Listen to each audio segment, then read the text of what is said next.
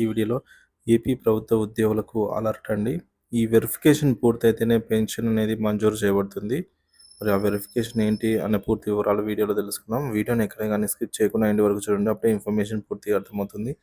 అలాగే వీడియో చూస్తున్న ప్రతి ఒక్కరు వీడియోకైతే లైక్ చేయండి ఫ్రెండ్స్. ఈ వీడియోని తోటి ఉద్యోగ మిత్రులతో అయితే షేర్ చేయండి. కొత్తగా మన ఛానల్ చూస్తున్నవారు ఇంకా సబ్స్క్రైబ్ చేసుకోకుంటే వెంటనే మన ఛానల్ అయితే సబ్స్క్రైబ్ చేసుకోండి.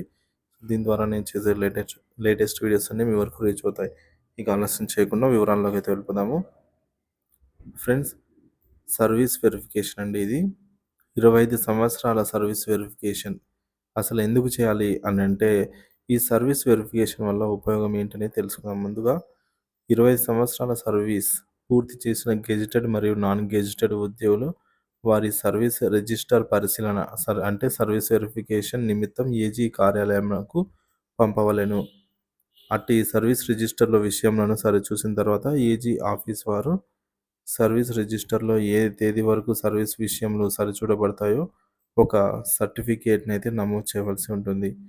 4వ తరగతి ఉద్యోగులని అంటే క్లాస్ 4 ఉద్యోగుల విషయంలో కార్యాలయము అధికారి లేదా శాఖ అధిపతిపై అయితే ప్రక్రియ అనుసరించవలసి ఉంటుంది. దీనికి సంబంధించిన వివరాలు AP reserved pension rules 1980 రూల్లో 3B of appendix 1 కింద 1 నందు నమోదు చేయబడింది తెలుపబడిందనమాట.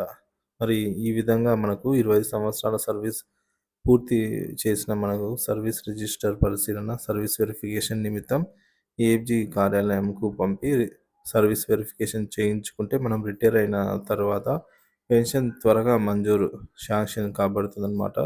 లేదంటే మళ్ళీ ఈ 25 సంవత్సరాలు మళ్ళీ ఫస్ట్ కాంచి వెరిఫికేషన్ చేయించుకోవాలంటే చాలా టైం టేకింగ్ ప్రాసెస్ కాబట్టి 25 సంవత్సరాల సర్వీస్ పూర్తి చేసుకున్న ప్రతి ఒక్కరు కూడా ఈ యొక్క సర్వీస్ వెరిఫికేషన్ చేసుకోండి. Thank you for watching this video.